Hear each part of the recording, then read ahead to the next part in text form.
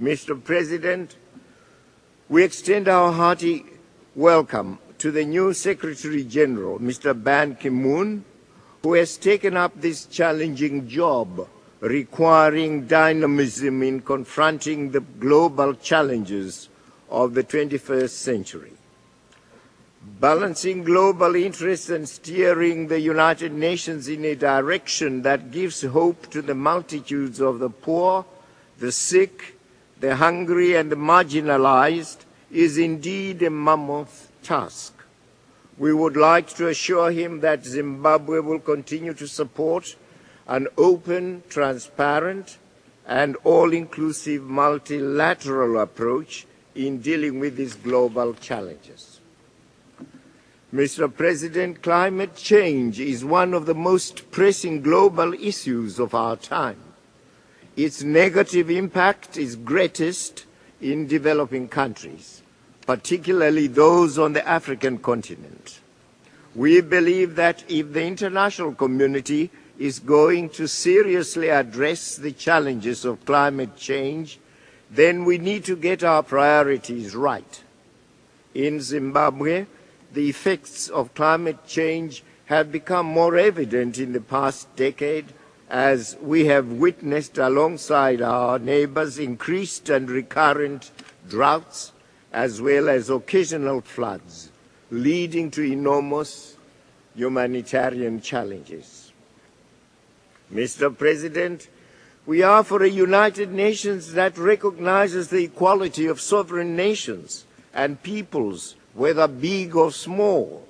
We are averse to a body in which the economically and militarily powerful behave like bullies, trampling on the rights of the weak and smaller states, as sadly happened in Iraq.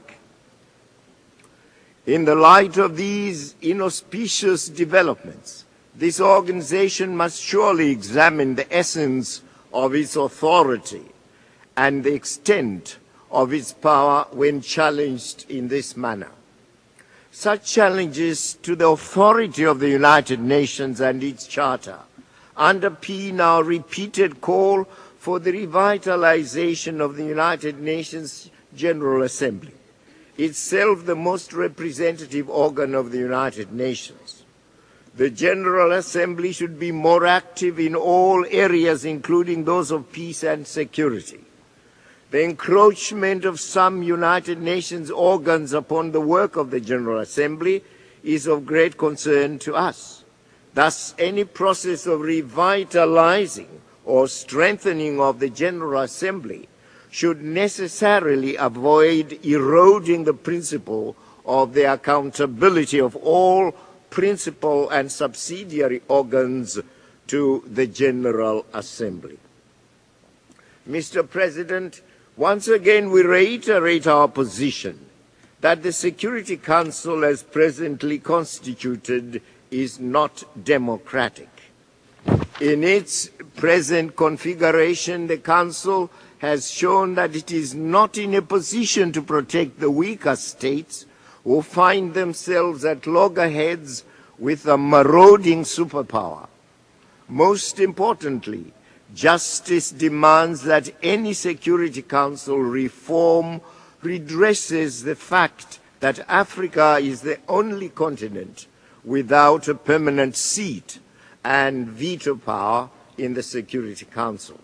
Africa's demands are known and enunciated in the Ezulwini Consensus. Mr. President, we further call for the United Nations system to refrain from interfering in matters that are clearly the domain of member states and are not a threat to international peace and security. Development at country level should continue to be country-led and not subject to the whims and caprices of powerful donor states. Mr. President, Zimbabwe won its independence on the 18th of April in 1980 after a protracted struggle, protracted war against British colonial imperialism, which denied its people, human rights, and democracy.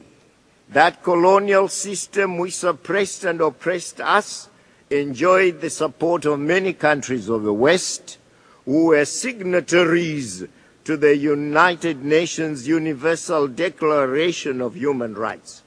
Even after 1945, it would appear that the Berlin Conference of 1884, through which Africa was parceled to colonial European powers, remained stronger than the Universal Declaration of Human Rights.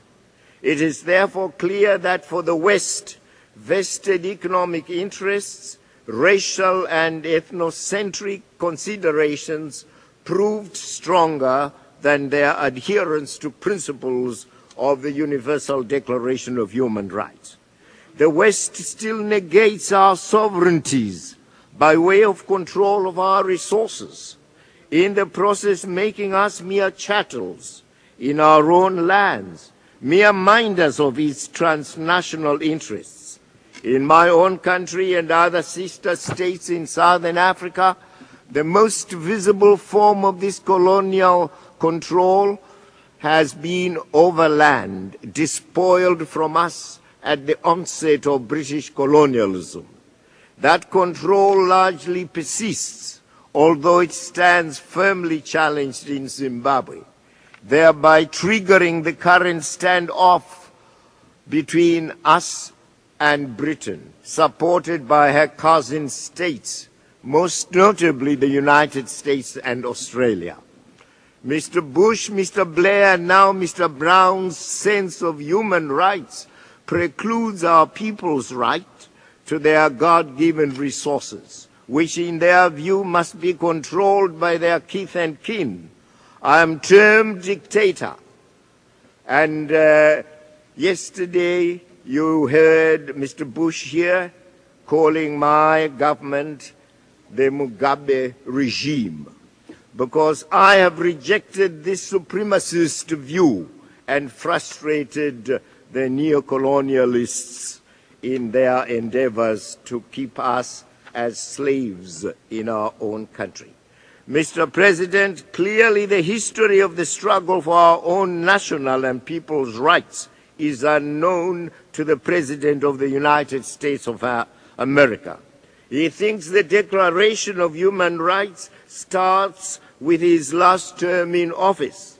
He thinks he can introduce to us, who bore the brunt of the struggle for the freedoms of our peoples, the virtues of the Universal Declaration of Human Rights. What rank hypocrisy!